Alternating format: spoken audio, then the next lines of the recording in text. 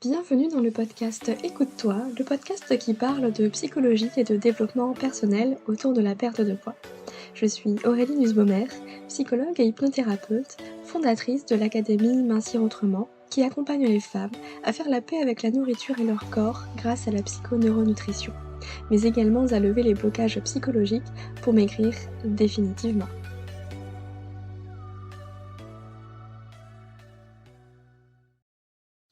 Bienvenue dans l'épisode numéro 74 du podcast Écoute-toi. Je suis ravie de vous retrouver aujourd'hui pour parler des 5 erreurs qui ruinent votre perte de poids. Je vous fais un petit coucou en début d'épisode car cet épisode est un replay d'un live que j'ai fait sur Instagram il y a quelques semaines.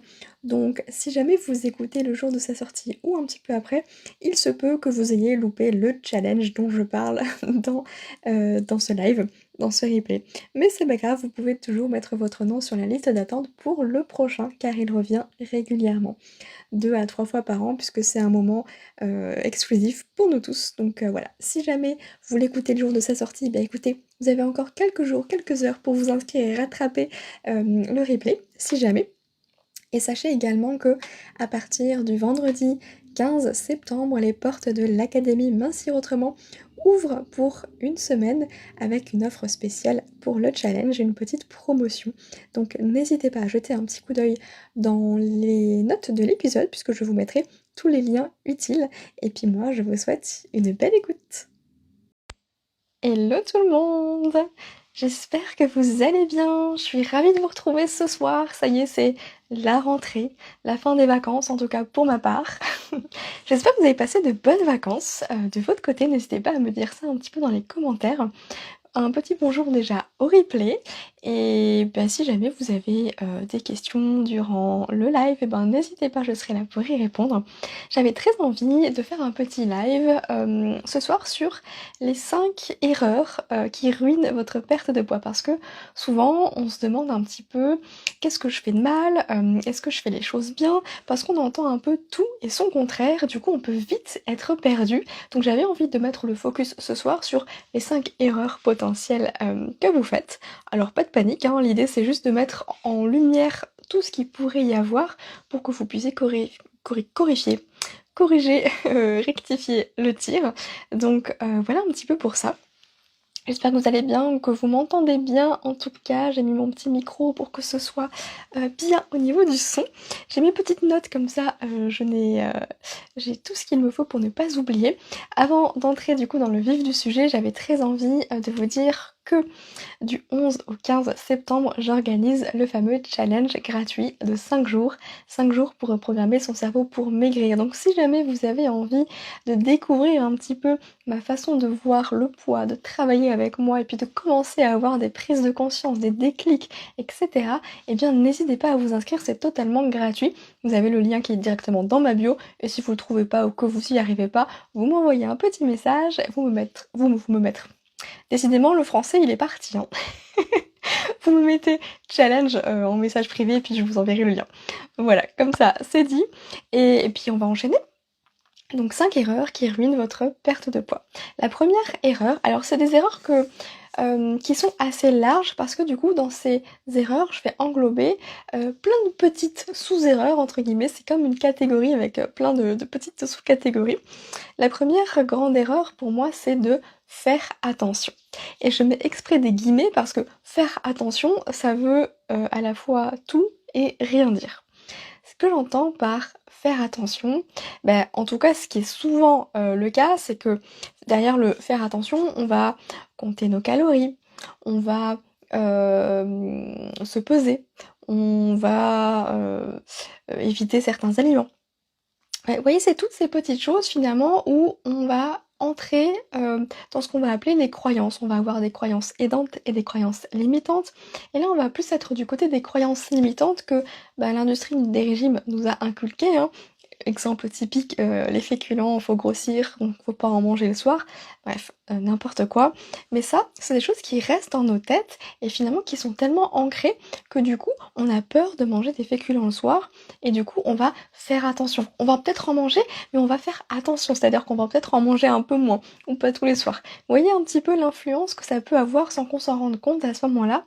Mais à partir du moment où on se dit: «Je fais attention» ou «Faut que je fasse attention» ou juste qu'on ait l'idée de: «Ah ouais bon, va falloir que je fasse un petit peu attention quand même», bah, c'est qu'il y a quelque chose, qui nous freine. C'est qu'on n'est pas dans un processus naturel. Il y a vraiment des croyances derrière et des peurs surtout, hein, qui se cachent et derrière, le fait de compter ses calories par exemple, j'avais une image, qui m'est venue tout à l'heure. Compter ses calories, c'est un peu comme si vous aviez un verre d'eau là devant vous et que vous deviez le remplir avec une cruche là, vous deviez remplir ce verre d'eau, avec une cruche, les yeux bandés. Ça veut dire que, bah, vous voyez rien, vous savez pas où est le verre et vous devez verser de l'eau et vous devez vous arrêter à temps pour pas que le verre il déborde. C'est impossible. On est bien d'accord. Et bah, compter ses calories, c'est un peu la même chose.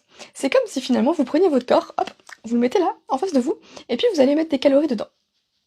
Et puis voilà, c'est à l'aveuglette. Mais en réalité, bah, vous savez même pas combien de calories vous avez besoin. Alors oui, on a des théories, hein, mais vous savez pas combien vous avez dépensé aujourd'hui, donc combien il vous faut, en fonction de plein de choses. Donc pourquoi finalement faire attention à quelque chose dont on peut même pas rationnellement le faire? Enfin, je veux dire, c'est pas possible.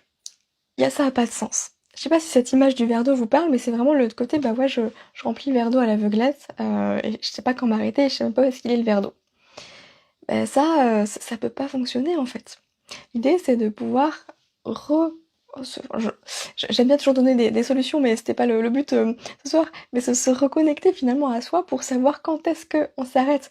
À ce moment-là, ça pourrait être, bah, justement de prendre le verre d'eau dans la main, avec peut-être, les doigts à l'intérieur, on remplit l'eau comme ça on sent l'eau qui monte et puis on s'arrête à temps. Bref, les métaphores. Donc faire attention, il y a effectivement le fait de compter ses calories, il y a aussi le fait de manger, équilibré. Vous savez le fameux manger healthy, très, très à la mode, c'est hyper bien vu et tout et on a envie de cette femme qui prend soin d'elle, on a envie de cette femme qui se fait des assiettes, de crudités, des assiettes parfaites et qui mange healthy tout le temps. Mais la réalité, ben, elle est tout autre, c'est que derrière ce manger healthy, le fait de manger équilibré, ben, on fait encore l'amalgame avec le poids et la santé.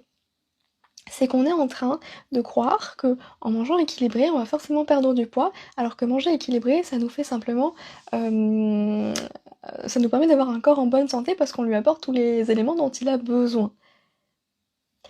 Mais ça va pas forcément le faire maigrir. Enlevez vraiment de votre tête poids et santé. Alors c'est très corrélé, hein, mais si vous voulez maigrir, bah, vous pouvez tout à fait maigrir et être en mauvaise santé. Comme vous pouvez tout à fait prendre du poids et être en bonne santé. Ça paraît paradoxal, je sais. Mais ça n'a pas de sens. Donc faire attention en mangeant healthy, c'est pas ça qui va vous faire maigrir non plus. Et la troisième chose, bah, c'est de se peser. À quel moment vous avez envie d'attribuer votre humeur du jour, votre état d'esprit à un objet? C'est comme si, là, aujourd'hui, bah, finalement, ce stylo, il avait le pouvoir de vous dire: «Toi, demain, tu vas passer une sale journée» ou alors: «Toi, demain, ça va être une super journée». Non, en fait, on ne donne pas ce pouvoir-là à un objet. Et surtout, rien ni personne n'a de pouvoir sur vous. Tout est une question de perception, d'état d'esprit. C'est l'histoire que vous vous racontez à propos du chiffre là qui est affiché sur la balance qui va faire que vous allez passer une bonne journée ou à l'inverse une très mauvaise journée. C'est toujours une question de perception et quand je parle de perception, c'est une question de pensée, de ce que vous êtes en train de vous raconter. C'est le discours intérieur qui est inconscient, qui tourne en arrière-plan et presque en boucle et de manière automatique. Donc tout ça, bah effectivement ça n'aide pas, c'est la première erreur, de faire attention. Ça ruine complètement votre perte de poids parce que de un, bah ça vous déconnecte de vous, de votre corps, de vos sensations alimentaires. Ça a un pouvoir sur votre humeur et vous savez que vos pensées vont avoir une influence sur vos émotions et vos émotions sur vos comportements. Donc si en plus bah, vous vous êtes pesé le chiffre qui était affiché sur la balance, ça ne vous a pas convenu, ça vous déprime, bah du coup qu'est-ce que vous faites? Vous allez peut-être vous réfugier dans la nourriture. Donc bah du coup c'est le cercle vicieux. Donc là, encore une fois, on en rajoute une couche. Donc vraiment, cessez tout ça. Si vous le pouvez, si vous y arrivez, mettez tout ça de côté. Ok? Donc soufflez nos stress. Pas besoin de faire attention. Ok? Ça c'était la première erreur. Et puis, dans cette première erreur, il y a aussi quelque chose qui est un petit peu, qui est pas au premier plan, mais qui est un peu caché, en arrière-plan, je dirais. C'est le côté interdiction, ou en tout cas, restriction. Parce que quand on se dit faut faire attention, bah ouais, il y a un peu un côté, on n'a pas le droit à tout. Faut faire attention. Vraiment, il y a ce côté, ouais, il y a des interdictions, il y a des restrictions à ce moment-là. Et vous le savez, si vous me suivez depuis un petit moment, bah, les restrictions, en fait, elles entraînent nécessairement des craquages, parce que on est comme des enfants de 5 ans, on nous dit non, alors on a envie d'y aller quand même. Bah oui, ça c'est notre inconscient hein, qui est comme ça. Et puis juste, physiologiquement, notre corps, il n'est pas câblé pour survivre à des privations. C'est pour ça que bah, quand il y a une privation, une fois qu'elle est enlevée, cette privation, ou en tout cas que on peut l'enlever, il y a un débordement. Si, c'est un peu comme l'image vous savez, de tirer sur un élastique. On a beau tirer, tirer, tirer, si on lâche, l'élastique il revient, hein, c'est sûr. Ça va faire très très mal. Mais c'est un peu la même chose. Plus vous vous privez, plus vous allez craquer. C'est scientifique. Donc vraiment, la première chose à faire, c'est, en fait, lâcher toutes les interdictions, toutes les restrictions. Je sais à quel point déjà ce premier pas, il n'est pas évident. Donc, allez-y à votre rythme, faites-vous accompagner, c'est toujours plus rassurant comme ça. Surtout quand on a vécu avec des années justement de régime, de restriction, bref, dans cette mentalité de diète culture, hein, à ce moment-là. Le deuxième point, la deuxième erreur qui ruine votre perte de poids, eh bien, c'est de se forcer à faire du sport. Ce que j'entends par là, c'est que je vois beaucoup de personnes qui se forcent à faire du sport parce que c'est le seul moyen de brûler des calories, parce que c'est ce qu'il faut pour avoir un corps hyper fit, etc. Alors qu'elles détestent ça. Alors, je suis ni pour ni contre le sport, hein, j'ai envie de vous dire, vous faites ce que vous voulez. Mais c'est là le problème, c'est que faire du sport, ça devrait être un plaisir, ça devrait être un plaisir comme un loisir. Et quand on fait les choses avec la mauvaise intention au départ, ça ne peut pas aboutir à quelque chose de positif ou en tout cas d'agréable pour soi. L'intention, c'est vraiment le pourquoi on fait les choses. Faire du sport pour maigrir, non, ça va pas fonctionner parce que, imaginons que vous perdez effectivement tout le poids que vous voulez perdre, bah une fois que vous l'avez perdu, vous allez arrêter le sport. Et qu'est-ce qui se passe une fois que vous allez arrêter? Bah vous allez reprendre, enfin, l'effet yo-yo, vous connaissez par cœur. L'idée, c'est de faire quelque chose qui vous fait du bien, qui vous fait plaisir. Et puis là, on pourrait même aller encore plus loin et pousser le truc niveau état d'esprit, niveau mindset. Comment est-ce que vous pourriez trouver du plaisir dans cette activité physique ou dans une activité sportive? Ça peut être aussi une manière de se dire ok, peut-être que ça j'aime pas trop, mais par contre j'adore ça, cette manière de faire, et du coup j'y trouve plaisir là-dedans. Ça va être vraiment important parce que le plaisir c'est la clé, d'ailleurs comme dans l'alimentation, mais faire du sport pour faire du sport, honnêtement, là vous perdez du temps, et puis ce que vous faites c'est que vous vous rajoutez une charge mentale énorme et un stress pas possible parce que, bah, en fait, la souffrance elle est au-delà, au-dessus du plaisir. Et quand il y a du stress, qu'est-ce qui se passe? En tout cas du stress ou de la frustration parce que, bah, vous vous forcez à faire les choses, après on a besoin de quoi? Ah bah, on a besoin de la petite récompense, bah ouais, on l'a bien mérité quand même. Et qu'est-ce qu'on fait? Bah, je sais pas, on va se prendre un petit verre de vin, on va se faire un petit resto entre amis, on va se prendre la moitié de la tablette de chocolat ou du pain et du fromage en rentrant. Parce qu'on l'a bien mérité quand même. Mais du coup, ça servait à rien. Vous voyez un petit peu l'idée. Faites toujours les choses avec l'intention que ça soit bon pour vous, que ça vous fasse du bien, que ça vous fasse plaisir. Qu'importe ce que c'est. Ok? Donc la deuxième erreur, c'est de se forcer à faire du sport et en plus de se forcer à faire un sport qu'on déteste. Vraiment. Mais ne vous infligez pas ça. Enfin, la vie est suffisamment courte et avec suffisamment de contraintes aussi pour qu'on s'en rajoute soi-même. Donc soit effectivement, on peut trouver quelque chose qui nous plaît, soit on peut réussir à changer son état d'esprit par rapport à ça et réussir à y trouver du plaisir. Ça, c'est vous qui voyez. C'est c'est de votre ressort. La troisième erreur qui ruine votre perte de poids selon moi, c'est de limiter vos plaisirs. On a parlé déjà un peu du plaisir avec le sport tout à l'heure. Limiter vos plaisirs, qu'est-ce que j'entends par là? Supprimer le sucre. Arrêter certains aliments. Ne pas avoir certains aliments aussi, ne plus acheter certaines choses pour ne pas les avoir chez soi. Qu'est-ce que ça va créer là tout ça? Ça va juste créer encore une fois une frustration parce que ça part d'une restriction. Et là, ça va partir d'une restriction à la fois cognitive, c'est-à-dire mentale, c'est encore une fois, il faut pas ou faut que je fasse attention. Ça va partir d'une restriction qui va créer de la frustration. Et qu'est-ce qui se passe quand il y a de la frustration? En général, on va craquer. Frustration égale craquage. C'est obligatoire, c'est inévitable. Donc ça sert à rien de vous dire, bon, j'arrête d'acheter des Kinder Bueno parce que de toute façon, dès qu'il y en a, je mange tout. Non! Il y a d'autres moyens d'avoir des Kinder Bueno à la maison dans ses placards et de pas les dévorer d'un coup ou en 2 jours. Je vous assure que c'est possible. Limiter vos plaisirs, c'est pas la solution parce que ça a encore une fois une intention de presque de punition. Et c'est comme si vous envoyez le message à votre inconscient de de toute façon je sais pas gérer donc il vaut mieux pas que je gère. Donc pour ne pas gérer, il vaut mieux pas que j'ai ça. C'est complètement faux, vous avez toutes les ressources en vous, c'est juste que vous ne savez pas encore que vous êtes capable d'y arriver. Et il y a tout un cheminement, tout un processus pour en prendre conscience et pour réussir à changer les choses, ses habitudes, ses comportements, etc. La quatrième erreur qui ruine votre perte de poids, c'est d'enfuir vos émotions.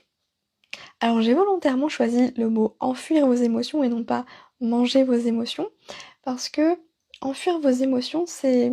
Alors ça revient un petit peu au même, parce que la nourriture, finalement, quand on a tendance à manger ses émotions, le côté alimentation émotionnelle, mine de rien, la nourriture, elle vient par-dessus nos émotions. C'est comme si on venait les enfuir, les étouffer avec la nourriture, ok? Et au-delà du fait de manger, quand ça va pas, il y a aussi le fameux truc de allez, je vais boire un verre d'eau, ou je vais appeler une amie, bref, je vais m'occuper l'esprit. Et moi, la première, c'est cette erreur-là que j'ai fait, que j'ai donné comme conseil à mes patients, c'est occupez-vous l'esprit, vous verrez, ça va passer. Mais non, en fait, quand on a vraiment une envie de manger, manger, tout simplement.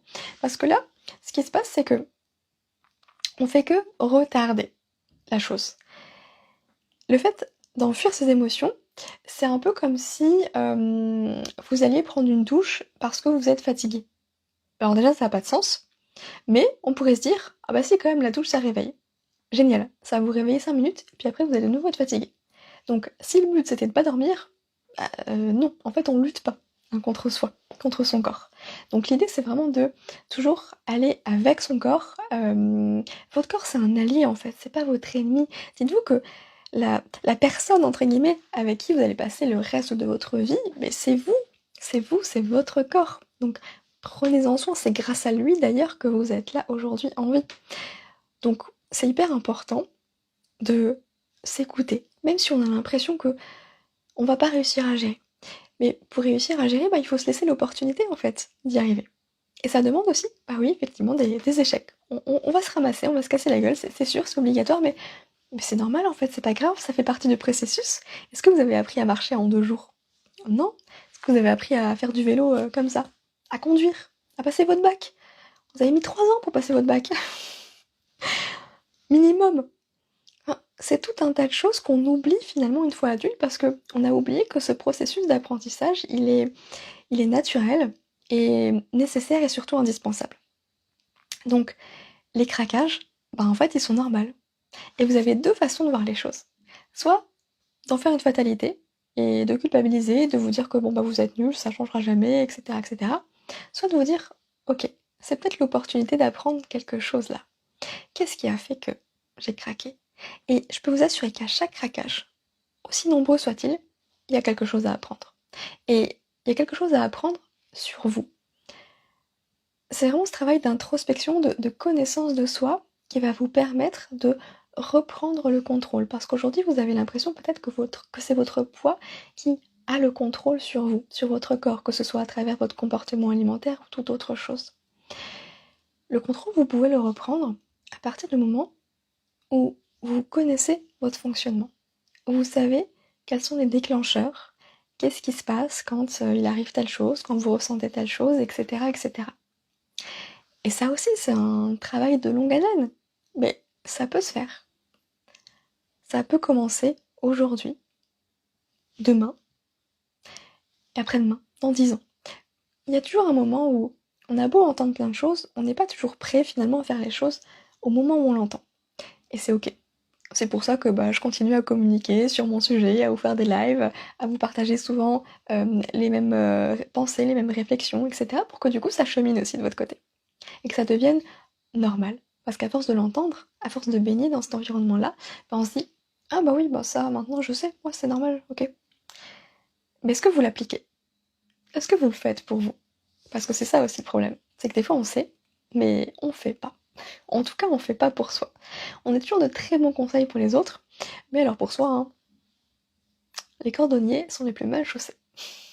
La citation la plus véridique du monde. Donc ça, c'était, pour la 4e erreur, c'était d'enfuir ses émotions en justement en allant boire un verre d'eau, en appelant un ami, en s'occupant l'esprit à autre chose. Non. C'est que du détournement de l'attention, on fait que repousser le problème, encore une fois. On met la poussière là sous le tapis.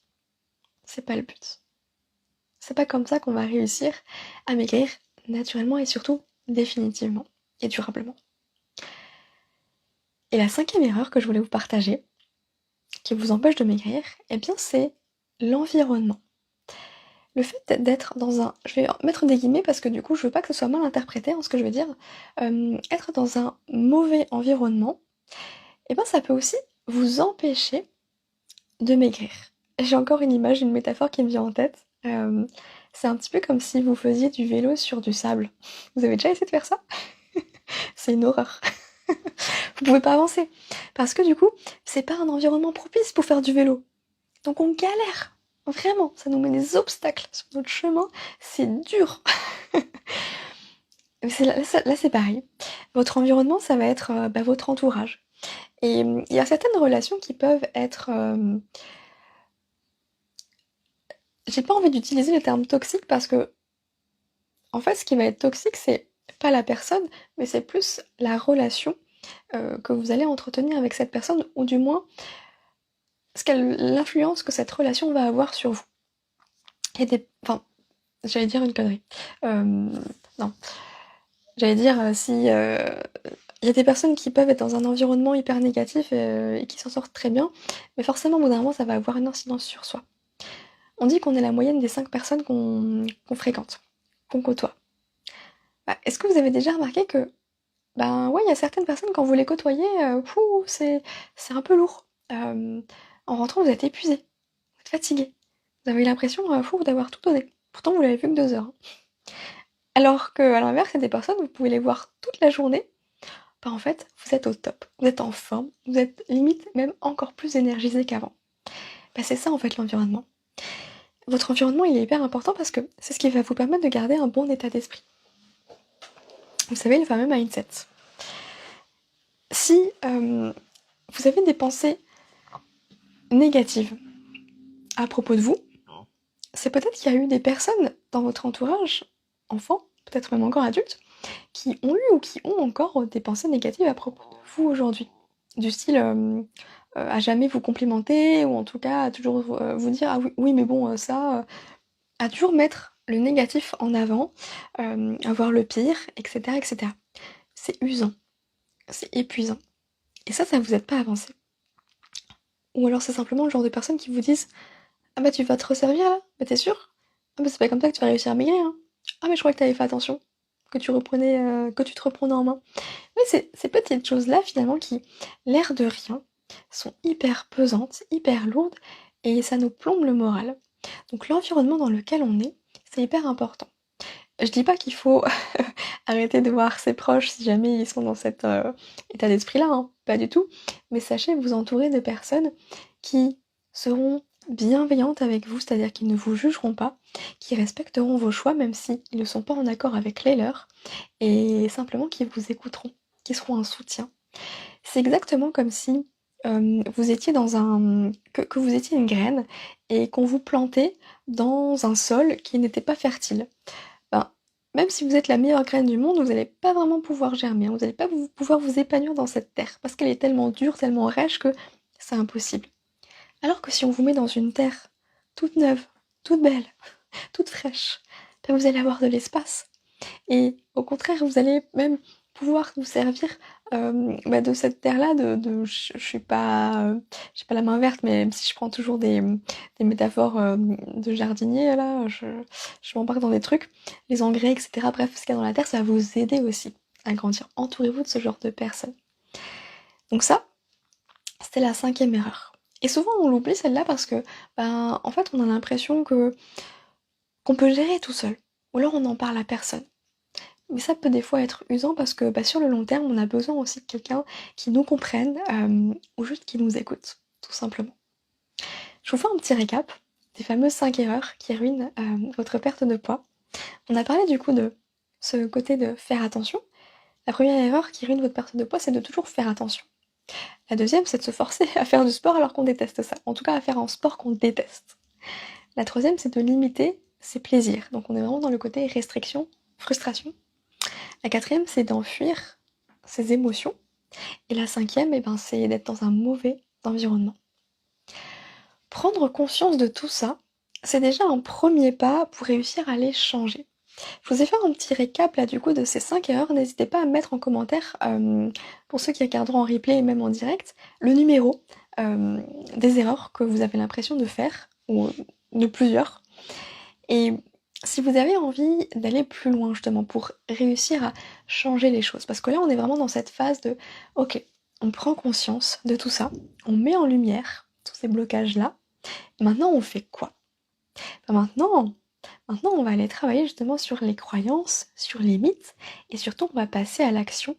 Et quand je dis passer à l'action, c'est surtout des questions d'introspection que j'aime beaucoup poser pour vous amener à réfléchir à propos de vous, sur votre histoire, sur votre poids, etc. Donc, pour aller plus loin, là, je vous invite simplement à rejoindre le challenge gratuit que j'organise du 11 au 15 septembre, 5 jours pour reprogrammer son cerveau pour maigrir, même quand le poids est bloqué. C'est vraiment 5 jours de live, on va se retrouver, vous et moi, dans un groupe, une communauté de femmes, toujours extrêmement bienveillantes, et il y a toujours une énergie de dingue dans ce challenge. C'est pour ça que j'adore le faire et que je le fais encore et encore. Et on va pouvoir vraiment déconstruire tout ça, commencer à mettre en place déjà des changements, des choses, des prises de conscience encore plus loin, vraiment d'un point de vue psychologique, etc. Et on va pouvoir aussi, je vais pouvoir répondre à vos questions, tout simplement, parce que ça va être vraiment un échange, donc vous allez pouvoir me partager aussi un petit peu votre histoire, je vais pouvoir vous apporter mon regard, des éléments de réponse. Et simplement les réponses à vos questions suite à chaque live. Et à chaque fois, vous aurez un exercice à faire parce que c'est hyper important de pouvoir passer à l'action pour ancrer les changements et de pas juste être passif à écouter un petit peu tout ça. La prise de conscience, c'est bien. Donc là, c'est parfait. Maintenant, la prochaine étape, c'est justement le challenge où on passe à l'action avec des prises de conscience encore plus importantes à un niveau au-dessus. Le lien, il est dans ma bio. Si jamais vous le trouvez pas, n'hésitez pas à mettre challenge en commentaire, comme ça je vous l'enverrai personnellement. J'espère en tout cas que ça aura pu vous apporter des pistes de réflexion, que ça vous aura éclairé. N'hésitez pas à me dire ça en commentaire, à me dire que vous êtes passé par là, vous pouvez mettre un petit hashtag replay. Et puis moi, je vais vous souhaiter une très belle soirée. Et je vous dis à très bientôt, j'espère vous voir dans le challenge, on va bien s'amuser encore une fois, j'en suis sûre. Bonne soirée à tous. Si vous avez aimé cet épisode, je vous invite à le partager et à noter le podcast avec 5 étoiles sur Apple Podcast afin de le faire grandir et découvrir à d'autres femmes qui ont besoin d'entendre ce message. Je vous remercie pour votre soutien, je vous dis à très bientôt, prenez soin de vous.